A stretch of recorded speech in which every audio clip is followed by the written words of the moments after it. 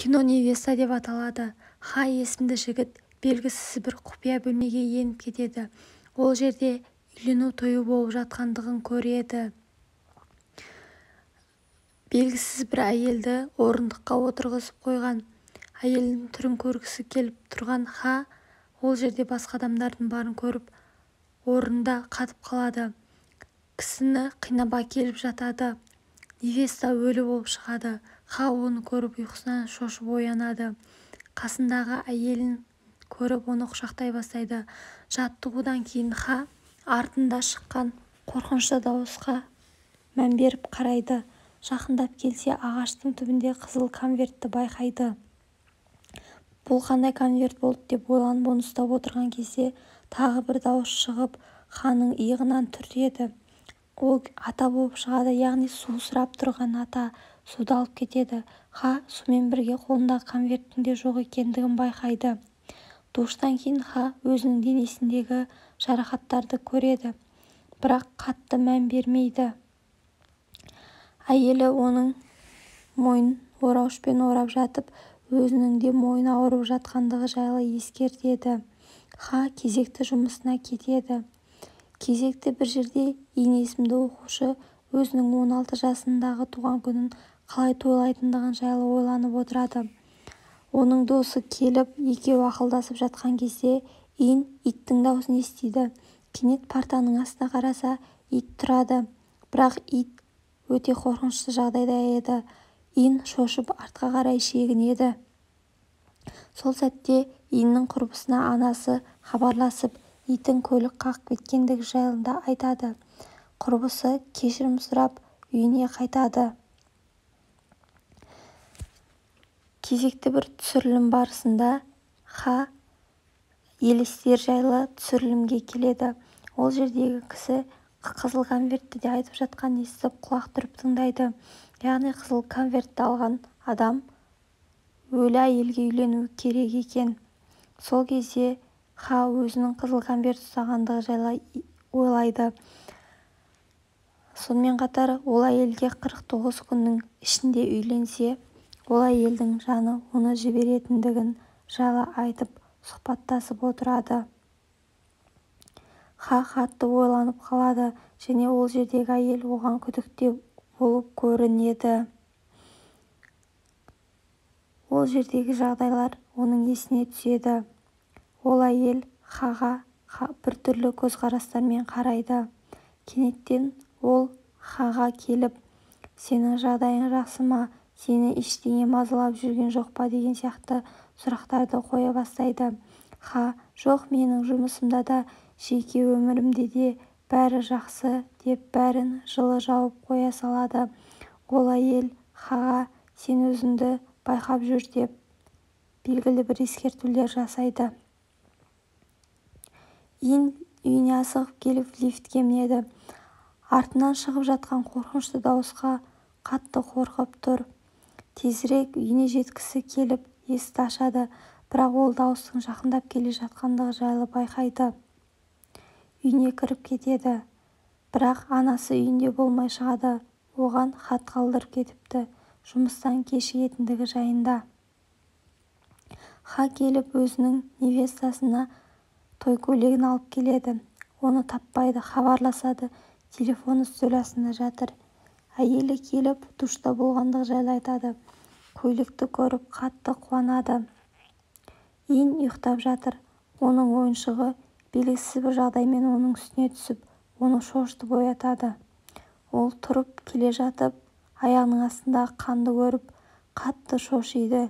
Кенет шкафының есігі ашылып жатқандығы жайлы байқайды. Шкафын келіп тексерсе, ештеңе болмай шығады. Анасы келіп оның 16 жасын тойлайды. Ха кезекті бір түсірілім кезінде құпия бөлмені байқайды, бірақ бағанағы апай келіп қалып, оны құпия бөлмеге кіруге бөгейді. Ханың редакторы да келіп екеуі жұмыс барысын талқылап отырады. Кешкі ас үстінде Ха мен әйелі екеуі сөйлесіп отырады. Олар той жайлы ақылдасу үстінде. Екеуінде бәрі жақсы болған қалап бірін-бірін құшақтауға кірісіп кетеді.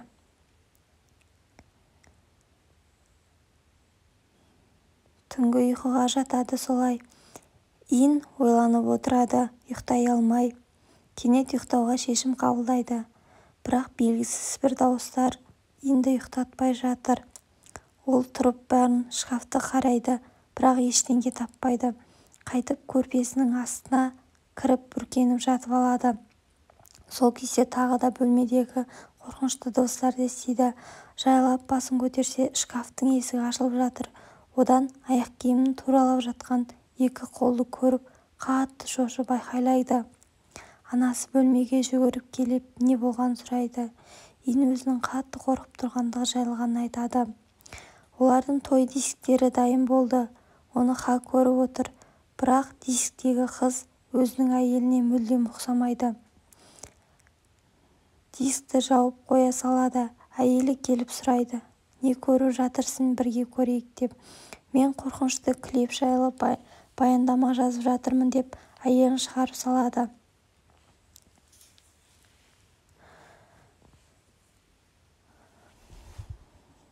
Ха ештеңе түсінбей жатыр. Өлген әйелдің денесін көріп тағы да шошып кетті. Артқа қарады. Кенет бір картинаны көзі шалды. Ол картина шаң басып оны сүртіп жатқан кезде артындағы әйелдің тіріліп келе жатқанын көрді. Бұл тағы да түсі болып шықты. Өз әйелін құшақтап жатыр. Артындағы дауыс жақындап келіп жатыр. Қасында біреудің жатқанын сезіп, ол оны бетімен жүрегін қыса бастады. Бірақ ол ешкімге көрінбеді. Ол әйелге келіп, редактормен бірге көмек сұрады. Әйел айтты, сен оған үйленуің керексің. Әйтпесе ол сені жібермейді, мазалай береді, деп ескертулер жасады. Ха бұның барлығын қатты ойланып, басы қатып кетті. Ол өз қанын әйелге берді. Ол архивтерді ақтарды, себебі оның өткенімен байланысты болуы мүмкін. Өзіне ұқсаған баланың суретін тапты. Және сол суреттегі үйдің адресіне баратын болып шешті. Ол жайлы нақты мәліметтер іздеп бастады. Ол үйге келетін болды. Кезекті сәтте душта белгісіз бір дауыстарды ести бастады. Қасында жатқан әйелдің мәйітін байқаған жоқ. Әйелі келіп, ол шошып кетті. Сосын екеуі бірге душ қабылдай бастады. Ин өзінің сыныптастарымен жүзу сабағында отыр. Сыныптастары қорқынышты әңгіме айтып жатыр. Ин әр нәрсе есіне түсіп қорқып отыр. Кенеттен сабақ басталды. Иннің сыныптасын суға батып бара жатқанын көреді. Ин құтқаруға шешім қабылдап тез су астына түседі. Бірақ оның құрбысының аяғынан белгісіз бір құбыжық ұстап тұрғанын көреді. Ол қатты шошиды. Судан тезірек шығып кетеді. Оның құрбысын басқа сыныптастары құтқарып қалады. Душтан кейін Ин тағы да сол жайлы сұрақтарды қоюға тырысады, бірақ оған жауап бермейді. Душтан шыққанда ешкімнің жоқ екенін байқайды. Барлығы кетіп қалған. Душ астынан шампунның ағылып жатқанын көреді. Оның беруге тырысып есігін ашса, ешкім жоқ болып шығады.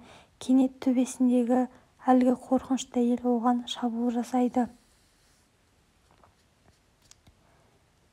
Ха Ин келіп айтқанын қаза бастайды. Өлген адамның аяғын ұстап, жылап, өз-өзіне келе алмай, ауруханада оянады. Анасы қасында болады. Және де анасына барлығын баяндап айтып береді. Ин қатты қорқып қалған. Анасы оны әртүрлі сөздермен жұбатуға тырысады. Анасы да не болғанын түсінбей әуре болады. сол қорқынышты құбыжық қызға елестей береді. Ха әлгі мекен-жайға келеді. Келсе, барлығы ескіріп кеткен болып шығады. Сол кезде әлгі әйел өзінің Хаға көмегі ретінде құпия сөздерді оқып отырады. Свечалар өшіп, әлгі әйелге қатты дыбыстар естіле бастайды. Ол соңында өз-өзіне қол жұмсауға тырысады. Белгісіз бір күштердің әсерінен ол темірді өзінің миына тыға бастайды. Және де әйел сол жерде қайтыс болады. Ха үйді жақсылап қарап жүр. Ескі картинкалардан басқа ештеңе тапқан жоқ. Оның ойына орманда жүрген Ха елестейді. Және қызыл конверттің ішімен шашпен белгісіз темір табылады. Бұл оның өткені болуы мүмкін. Кенет картина жерге құлап, Ха есікті ашуға тырысады, бірақ есік жабық болып шығады. Түсінде көрген бөлмесі өңінде болып шығады. Ханы нарядникімен барлығы қинап әкеп оған үйлендірейін деп жатыр. Ол әйелге және Хаға қан ішкізіп жатыр. Қан ішкісе, олар ерлі-зайыпты болып есептелінеді екен. Қинап әйелдің аузына да, Хаға да беріп жатыр. Ол қашып шығып орманға қарай беттейді. Құлап қалады да машинаның жарығын көреді. Ин тағы да өз бөлмесінде шошып оянды. Ол әлгі өліп қалған құбыжық әйелді қайта-қайта көре береді. Оны суретке түсіріп алуға тырысады. Ол көз алдында тұр. Ин қатты айқайлап терезенің жақтауына, одан диванның артына қарай тығылады. Ол әйел де қуып Инді келе жатыр. Кенет Ин ол әйелдің жылап отырғандығын байқайды. Оған таң қалып, мән-жайды білгісіз келіп орнынан тұрып, басынан ұстайды. Өзінен өзі осындай күйге түскен Ин көрші үйіне баруға шешім қабылдайды. Есік өзінен өзі ашылады. Үйіне кірген Ин сасық иісті байқайды. Ары қарай кіреді. Ваннада жатқан өлі әйелдің денесін көреді. Суы ластанып кеткен, қанша күн жатқаны белгісіз. Жүгіріп келсе, өзінің редакторын көреді. Редакторы Хаға көмекке келеді. Себебі ол оның адресін білетін еді. Хаға көмекке келген редактор оның өлі әйелмен бірге жатқандығы жайлы көреді. Шын мәнінде ол өзінің әйелі емес, өлі әйел болып шыққан. Өзінің әйелін Ха өлтіріп тастаған. Сондықтан да оның өз әйелі видеодан көрінбеген. Барлығын ойланады.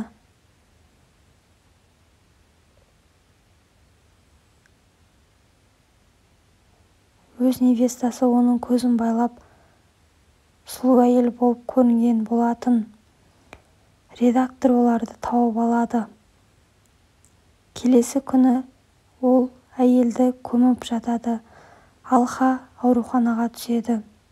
Кенет оның қолын біреу ұстаған сезіледі, бірақ жоқ болып кетеді. Инде полицияға барлық шындықты айтып береді, өзінің басынан өткендігі жайында. Ха қатты қиналады. Өз әйелін, себебі ол өзі өлтірген. Әйелі той көйлегін таңдап тұрып келе жатады. Кенет Ханың біреумен сөйлесіп отырғанын көреді. Ол қорқып кетіп, артқа шегінеді. Досы хабарласып қалады. Сонымен сөйлесіп тұрған кезде Ха оны келіп қылқындырады. Сол кезде Ин әйелі оны жарақаттайды. ал өлген әйел оны сырттарынан бақылап қаға белгісіз бір күштерді әсер еткізіп тұрады. Әйелін ваннаға тастап сол жерде қалдырып кетеді. Қанша күн жатқаны белгісіз.